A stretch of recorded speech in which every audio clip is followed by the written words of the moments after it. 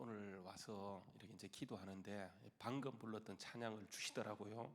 그래서 제가 이 찬양을 부르면서 굉장히 이렇게 준비 기도하는 과정에서 이렇게 은혜를 많이 받았어요. 복음 중에 복음은 진짜 예수밖에 없고, 그러니까 이 시대에 정말 예수가 얼마나 우리에게 기쁜 소식인지 다시 한번 절감하게 느끼면서 예배 하나가 이렇게 귀하구나. 옛날에는 예배가 귀한 줄 몰랐는데 예배 드릴 수 없는 시대가 온다는 그 말이 사실이었구나 생각하면서 정말 예배가 정말 귀하다는 것을 다시 한번 느끼게 되어져요. 그래서 예배에 우리 신앙의 선배들이 왜 목숨을 걸었는지 그것을 다시 한번 느끼게 되어지면서 우리가 만민 중에 전할 그것은 오직 예수 복음밖에 없다는 사실을 다시 한번 느끼게 되어집니다. 이제 오늘 우리 말씀 가운데 보게 되면 여러분 이제 바울 사도가 고린도 교회를 향해서 이제 편지하면서 이렇게 쭉 이제 나가는 그런 내용인데 보시게 되면 이렇게 얘기합니다. 이제 이렇게 신령한 사람이 있고요, 그러니까 어린 아이가 있다 이렇게 얘기하는 거예요. 신령한 사람. 그래서 여러분 우리 3장 1절로 가서 보게 되면 형제들아 내가 신령한 자들을 대함과 같이 너희를 대할 수가 없어서 이 말이에요. 다시요.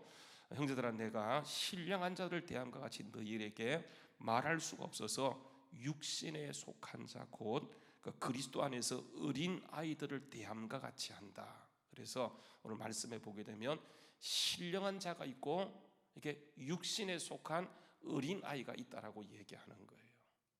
여러분 여기서 육신에 속한 자들 곧 이 어린 아이들이라고 얘기하는 것은 저 밖에 예수 안 믿는 사람이 아니고 이게 이제 교회 안에 있는 사람 가운데 이게 이제 신령한, 그러니까 그리스도의 장성한 분량에 이른 사람도 있는가 하면 신앙을 처음 시작하는 유아기 또 이제 어린 아이, 아동 이렇게 쭉 성장해야 하는 것처럼 우리가 거듭 났다고 해서 예수 믿다고 해서 다 똑같은 단계가 아니고 그러니까 영적으로 분배를 해보게 되면 사람도 어린아이가 있고 아동기가 있고 청소년기가 있고 청년기가 있고 장년기로 이렇게 쭉 자라가는 것처럼 그러니까 우리 영적인 그 등급도 보게 되면 어린아이가 있다라고 하는 거예요. 그래서 이게 이제 오늘 말씀에 보게 되면 그러면 신령한 자는 누구이고 어린아이는 누구인가? 이것을 우리가 좀 알 필요가 있잖아요, 그죠? 그러니까 주님의 목적은 이게 어린 아이가 아니고 자라나서 신령한 자로 가기를 원하시는 것이 바로 주님이 원하시는 모습이에요, 그죠? 그러면 보세요, 이게 오늘 이 말씀을 좀 이해하기 위해서는 어디로 가야 되냐면 데살로니가 전서 5장으로 한번 가서 보시게 되면 거기에서 이런 말씀입니다. 데살로니가 전서 5장 말씀에 여러분 한번 가서 보시길 바랍니다. 그게 보시게 되면 이런 말씀을 합니다. 한번 보세요. 23절 말씀에 보게 되면 5장 데살로니가전서 5장 23절에 보게 되면 이런 말씀을 합니다. 평강의 하나님이 친히 너희를 온전히 거룩하게 하시고 또 너희 뭐라고요? 온 영과 혼과 몸이 우리 주 예수 그리스도께서 강림하실 때에 어떻게 해요? 흠 없이 보존되기를 원한다라고 얘기하면서 이렇게 얘기합니다. 너희를 부르신 이가 미쁘시니 그가 또한 어떻게 한다고요? 이루어 갈 것이라고 하는 거예요. 그러니까 주님이 원하시는 목적 우리를 구원하시고 이렇게 온 영과 혼과 몸이 그러니까 주님 오실 때에 온전한 자로 이렇게 우리가 굳게 서기를 원하세요. 이 모든 것을 이렇게 주님이 이루어, 그러니까 우리를 부르신 분이 주님이시기 때문에 그러니까 이 모든 것을 그분이 이루어 가시기 때문에 여러분 그분께 철저하게 의존하고 그분을 신뢰하는 게 중요한데 여러분 그래서 오늘 말씀요 데살로니가전서 5장 그 위를 가서 보게 되면 우리가 너무 잘 아는 말씀이죠, 그죠? 이렇게 합니다. 16절 5장 16절 말씀. 그래서 항상 기뻐하라. 쉬지 말고 기도하라. 범사에 감사하라. 이것이 그리스도 안에 예수 안에서 너희를 향하신 하나님의 뜻이라고 얘기하면서 중요한 말 한마디가 나요. 그게 뭐냐 19절인데 데살로니가서 5장 19절에 보게 되면 뭐라고 얘기합니까? 뭘 소멸하지 말라고요? 성령을 소멸하지 말라. 예언을 멸시하지 말라. 범사에 좋은 것을 헤아려 취하라고 얘기하면서 22절에 악은 어떤 모양이라도 뭐하라고요? 버리라. 이렇게 얘기하는 거예요. 자, 여러분 성령을 소멸하는데 뭐가 우리를 소멸하냐 하면 악이 이게 성령을 소멸. 여러분 성령은 하나님이잖아요, 그렇죠? 근데 그분이 왜 소멸을 당합니까? 그러니까 여러분 성경 말씀에 보게 되면 성령과 관계에서 우리에게 주신 명령들이 굉장히 많은데 뭐 성령 충만하라 이런 말씀도 있지만, 그죠? 성령을 근심케 하지 말라는 말씀도 있어요. 성령님은 회방을 당하세요. 그분은 거부도 당하세요. 오늘 말씀에 보게 되면 성령님과 관계에서 성령을 소멸치 말라 이렇게 얘기하는 거예요. 그러면 보세요. 성령님은 하나님이신데 나에 의해서 그분은 회방도 받을 수 있고 소멸도 될 수 있고 이게 거부도 될 수 있다는 그런 말씀이에요. 그러면 여러분 성령을 소멸하지 말라 이 말씀 뭡니까? 성령님은 우리가 예수 그리스도를 구주로 영접하게 되면 그분이 우리 속에 들어오세요.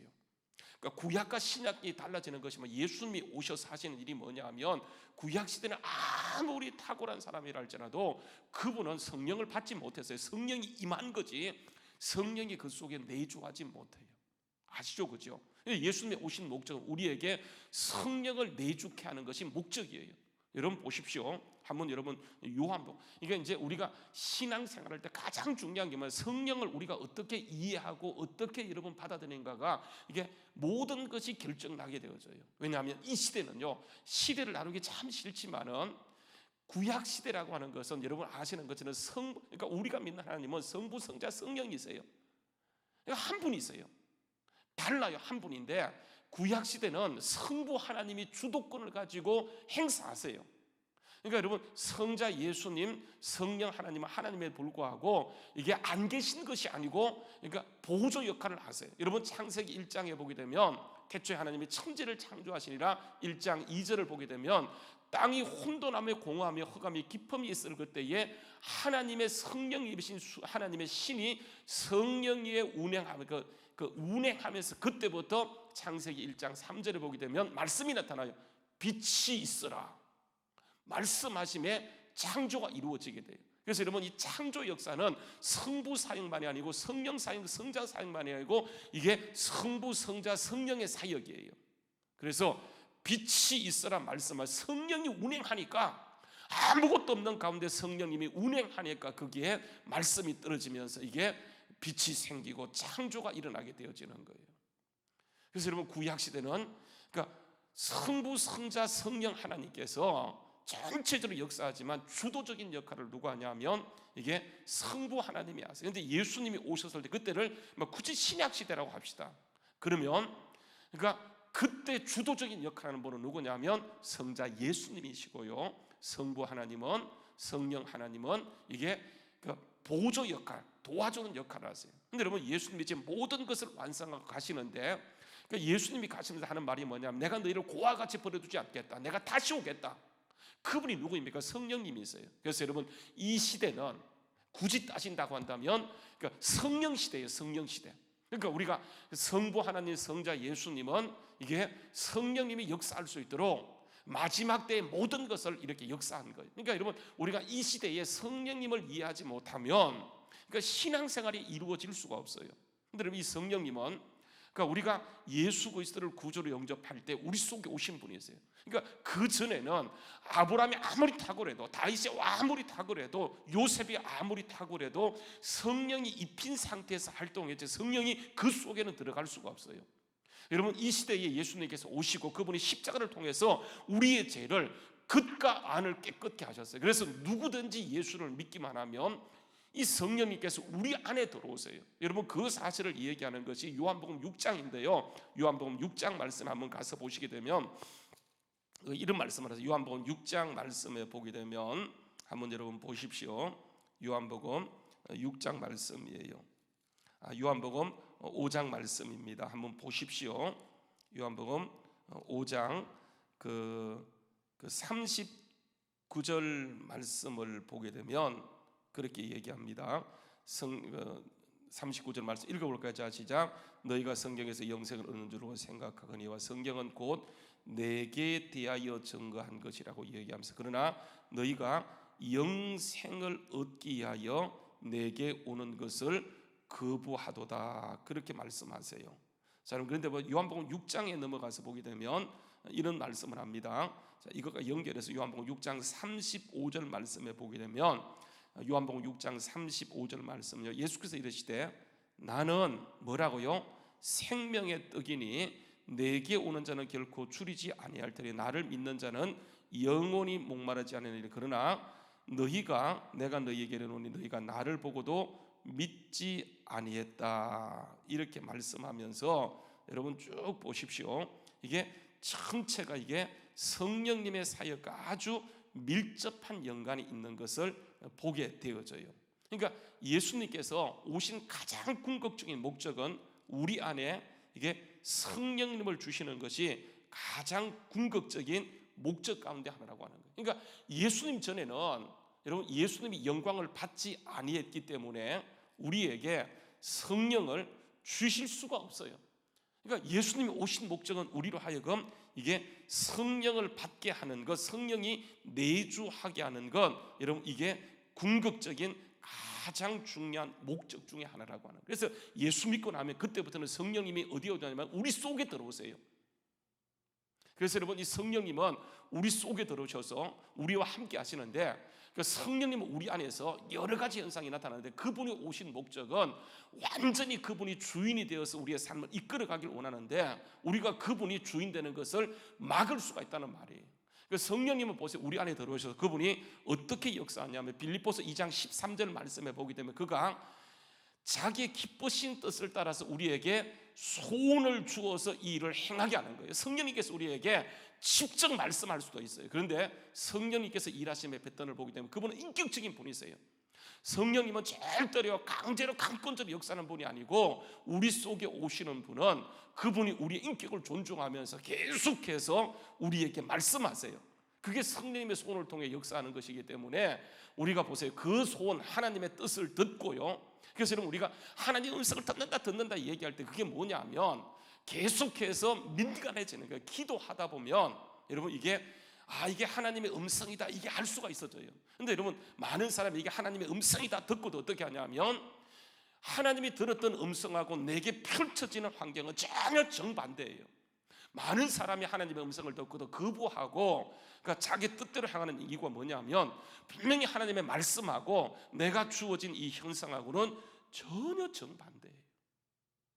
사람들이 그래서 분명히 하나님의 뜻인 줄 알면서도 결국은 선택은 어떻게 하냐면 자기에게 원하는 쪽, 자기에게 유익한 쪽으로 선택을 하게 되어진다라고 하는 거예요. 여러분 이때 성령이 분명히 우리에게 하나님의 뜻을 알려줬는데 그 뜻에 순종하지 않는 순간 성령은요 성령 자체가 소멸되는 게 아니에요. 우리가 이제 용어에 오해하지 말 것은 성령을 소멸하지 말라고 할 때에 성령이 많아졌다 작아졌다는 것이 아니라 성령님은 하나님으로 우리에게 와 있기 때문에 그분의 감동, 그분의 주신 음성이요 이게 거부될 수 있다. 그분이 주신 음성이 소멸될 수 있다. 이것을 성령을 소멸치 말라. 다시 말하면 성령님의 감동을 소멸치 말라라고 하는 거예요.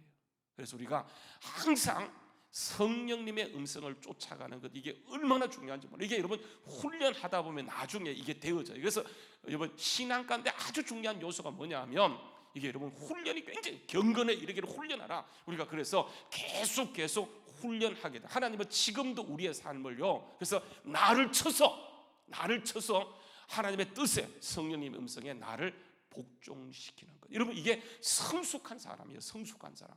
다시 여러분 보세요. 돌아가서요. 그게 보시게 되면 이런 말씀을 합니다. 한번 보세요. 다시 데살로니가 전서로 가서 보게 되면 이렇게 얘기하죠. 자, 우리에게 있는 것이 사람을 하나가 아니고 쪼개면 그 안에 영혼 육이 있는데 주님이 오실 때 우리의 몸이 어떻게 보존되기로 하냐면 육만 보존되는 것이 아니라 영만 보존되는 거 혼도 보니까 영혼 육이 온 영과 온 혼과 온 몸이 이게 주님 오실 그날에 우리가 그 거룩하게 보존되길 원하세요. 그래서 여러분 편협한 그러니까 치우친 것이 아니고 그러니까 영혼 육이 균형을 맞춘 상태. 이게 성숙했다라고 하는 것은 여러분 딱 구원받게 되면 이 사람은요 영이 살아납니다. 성령이 내주하세요. 그때부터 우리가 쭉 자라가는데 뭐가 자라가냐면 우리 생각이 자란다는 게 생각. 그래서 여러분 사람에게 아주 중요한 것은 이게 혼적인 영역 생각이 가장 중요해요. 왜냐하면 그 생각이 그 사람의 모든 걸 결정해요. 그 사람의 마인드가 이 삶을 결정합니다. 문제를 보더라도, 그렇죠? 긍정적으로 접근하는 사람은 이게 이겨나가요. 그런데 여러분, 그것을 부정적으로 보는 사람은 이게 넘어질 수밖에. 그래서 결국은 잘한다고 얘기할 때 뭐가 잘하느냐? 결국은 생각이 잘하는 거예요. 말씀에. 그래서 여러분, 하나님께서는 우리가 딱 구원받는 순간 성령의 힘을 통해서 우리 영을 통해 이게 계속 우리 생각 속에 여러분 이게 공급되어져요. 여러분 잘 보십시오. 솔로몬이요, 큰 은혜를 받았어요. 전무후무한 역사를 경험했어요. 그리고 전에도 없었고 후에도 없을 복을 받지만은 솔로몬이 결국 어떻게 보면 타락되어져요. 그 이유가 뭘까요? 계속 공급되지 않아서 그래요. 계속.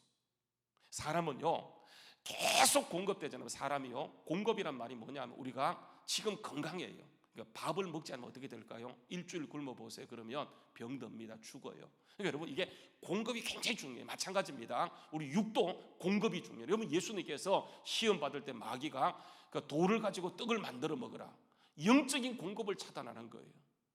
중요한 것은 뭐냐면 공급이에요. 공급이 뭐냐? 말씀이에요. 그래서 여러분, 우리가 계속 말씀을 읽고 말씀을 듣는 것은 우리 영이 이렇게 온 영과 혼과 몸이 온전하게 주님 오실 때까지 이렇게 온전히 보존되기 위해서는 여러분, 이게 공급이 굉장히 중요해요. 이 공급이 얼마나 중요하냐면, 그러니까 우리가 말씀이 들어오지 않으면 어떤 사건 앞에 우리가 뭐로 반응하냐면 이게 육적으로 반드시 반응하도록 되어 있어요. 그런데 여러분, 이게 말씀이 계속 공급되어지잖아요. 그러면 거기에 이게 영적으로 대항을 하도록 되어 있어요. 이게 뭐냐면 여러분, 이 공급이에요. 공급. 그래서 여러분, 말씀 읽는 게 굉장히 중요해요. 제가요, 하루에 50장씩 읽으려고 엄청 노력해요. 성경을 하루에 50장씩 읽기 위해서는 여러분, 작정하고 읽지 않으면 안 되는데, 여러분 이렇게 읽다 보면 말씀이 쭉 지나가면서 내용은 기억되지 않지만 내용은 여러분 다 기억되잖아요. 그런데 말씀을 읽다 보면 하나님의 의도가 뭔지 딱 정확하게 구분되어져요. 그리고 그 의도가 뭐냐면 너는 나를 찾아라. 이게 뭐냐면, 다시요 한번 보세요. 이것입니다. 제가 여러분 다시 한번 보세요. 이 모습이에요. 24절, 데살로니가전서 5장 24절. 너희를 부르신 이가 뭐라고요? 하나님은 끊임없이, 구약과 신약에 끊임없이 얘기하는 게 뭐냐면 하나님이 책임진다고 하네요. 넌 내 찾아, 나를 찾아. 네가 만난 어려움, 네가 여러 가지 어려움을 만나지만은 그 걱정하지 마. 내 손 안에 있어. 내가 이룰 거야. 너 나 찾아. 이게 뭐냐면 성경이 구약과 신약이 줄기차게 얘기하는 거예요. 제가 어제는 50장 모르겠어요. 30장, 33장의 성경을 읽으면서 계속해서 만나는 하나님은 뭐냐면, 하나님은 미쁘시다. 너희를 부르신 하나님은 미쁘신데 하나님이 이루실 거야. 너 나 찾아. 이스라엘 민족이 여러분 망한 것은 그들이 큰 죄를 지어 망한 것이 아니고 하나님을 찾지 않으니까 바알에게 넘어지는 거예요. 하나님을 찾지 않게 되면 우리가 주도권을 물질에게는, 물욕에게 넘어지게 되는 거예요. 그래서 우리가 끊임없이 하나님께 공급되어지는데 이게 말씀을 통해 공급되지 아니하면, 우리를 넘어뜨리게 사단은요 아주 교묘하게 접근하는, 그게 우리가 주도권을 내줄 수밖에 없기 때문에 여러분, 이게 공급이 굉장히 중요해요. 여러분, 그래서 보세요. 이게 나라고 얘기할 때, 여러분 이게 나 얘기할 때 이게 혼이 나예요. 혼이 납니다. 그래서 여러분, 영혼육이라고 얘기할 때 혼이 나예요. 내 생각이 나예요. 여러분, 이게 내 생각 속에 딱 구원받는 순간 성령님께서는 우리 영을 통해서 계속 하나님의 뜻을 알려주세요. 너희 안에 행하시는 분은 주님이시니, 성령님이시니, 너희 안에서 하나님이시니 그가 자기의 뜻을 기쁘신 소원을 주어서 그 일을 이루어 가는데, 여러분 이렇게 이루어 가기 위해서는 성숙한 사람은 뭐냐면 하나님께 맞춘 사람을 신령한 사람이라 그러고요, 이게 어린아이가 누구냐면 육으로부터는 정보를 이게 공급되지 않으니까 이게 육적으로 반응한 사람을, 이게 육에 속한 사람, 이런 한번 보세요. 본문 말씀에 돌아가서 보게 되면 바울 사도가 계속해서 이 사실을 얘기해요. 한번 여러분 보세요. 보시게 되면, 형제, 내가 신령한 자들을 대한 같이 너희를 말할 수 없어서 육신에 속한 자고 그리스도 안에서 어린 아이들을 대하는 것 같지 않으라. 내가 너희를 저주로 먹이고 밥으로 아니하였느니 이는 너희가 감당치 못하였으니와 지금도 못하리라. 너희가 아직도 육신에 속한 자로다. 너희 가운데 시기와 분쟁이 있으니. 이게 육적으로 반응하는 거예요. 어찌 육신에 속하여 사람을 따라 행함이 아니리요 어떤 이는 말하되 나는 바울에게라고 나는 또 다른 이는 나는 아볼로에게라니 너희가 육신에 속한 사람이 아니고 무엇이겠느냐 너희가 육신의 사람이 아니리요 그런즉 아볼로는 무엇이고 바울은 무엇이냐 그들은 주께서 각각 주신 대로 너희로 하여금 믿게 한 사역자들이에요. 나는 심었고 그래서 여러분 보게 되면 바울 사도가요 우리에게 하는 것이 뭐냐면 1절부터 9절까지는요 뭘 얘기하냐면 농사 비유를 가지고 얘기하는 거예요. 나는 심었고 아볼로는 물을 주었다고 얘기하면서 그러나 심는 이나 물 주는 이나 아무것도 아니로되 오직 자라나게 하시는 분은 누구라고요? 하나님 뭐라고요? 뿐이다 이렇게 얘기해요. 하나님 뿐이다. 그러니까 하나님이 하시는 거예요. 뭘 통해서 하나님이 하시는데 자꾸 우리가 하나님 아닌 사람을 따라가는 것이 뭐냐면 육신에 속한 사람의 대표적인 거예요. 누가 이렇게 말했다고 하더라. 하나님이 어떻게 말씀하는 건 얘기하지 않고 누가 이랬다 하더라. 그래서 여러분 우리를 결국은 자라나게 하는 분이라고 얘기하면서 8절 말씀 보세요. 이렇게 얘기합니다. 심는 이와 물 주는 이는 한 가지이나 각각 자기의 일한 대로 상을 받게 된다. 우리는 하나님의 동력자들이요 너희는 밭 보세요. 또 뭐라고 하나님의 집. 그래서 두 가지로 얘기합니다. 너희는 하나님의 밭이다 하나님의 집이다. 밭은 어디냐면 1절부터 9절까지를 이게 농사 짓는 비유로 이 사건을 설명하고 있고요. 그 다음에 집이라고 얘기하면서 읽었던 말씀 10절부터 15절에는 이게 건축에 집 짓는 것을 통해서 이 사실을 다시 한번 반복하게 되어져요. 한번 여러분 보십시오. 보게 되면 이렇게 얘기하죠. 10절 말씀에 내게 주신 하나님의 은혜를 따라 내가 지혜로운 건축자같이 터를 닦아두며 다른 이가 그 위에 세우나 그러나 어떻게 그 위에 세울까를 뭐하라고요? 조심하라.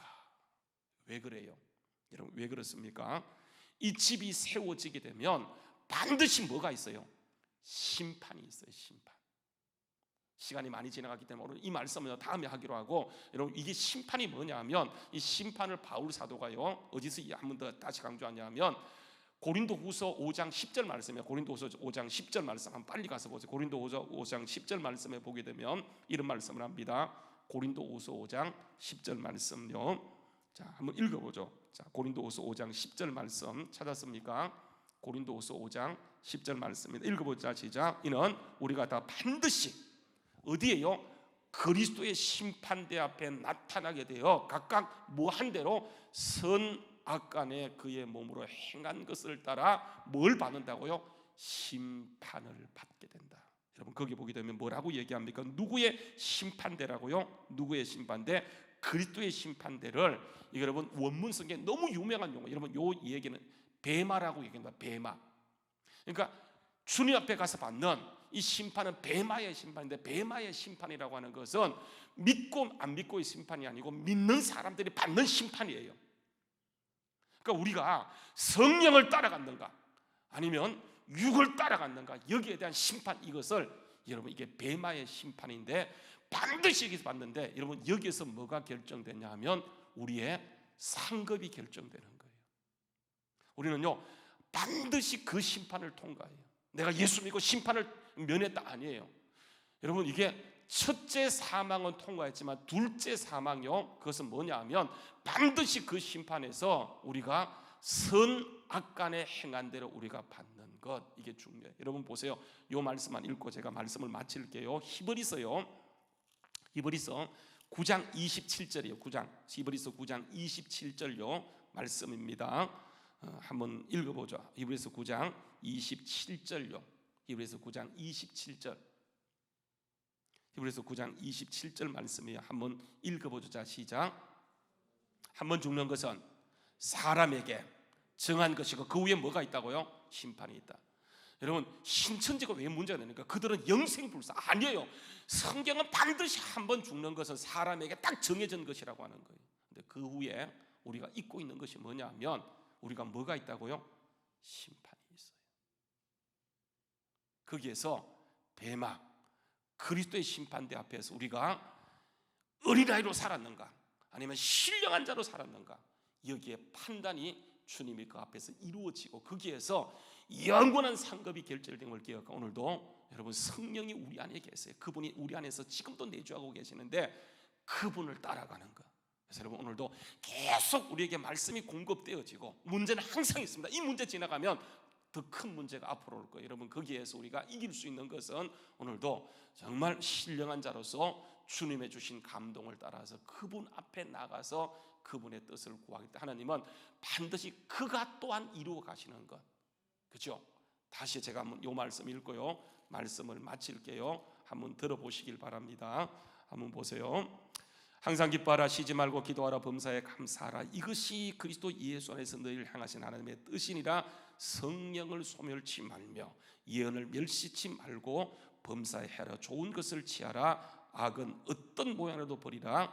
평강의 하나님이 친히 너희를 온전히 거룩하게 하시고 또 너희의 온 영과 혼과 몸이 우리 주 예수 그리스도께서 강림하실 때에 흠 없게 보존되기를 원하노라. 너희를 부르시니, 따라서 너희를 부르시는 이는 미쁘시니 그가 또한 이루시리라. 할렐루야. 그렇죠?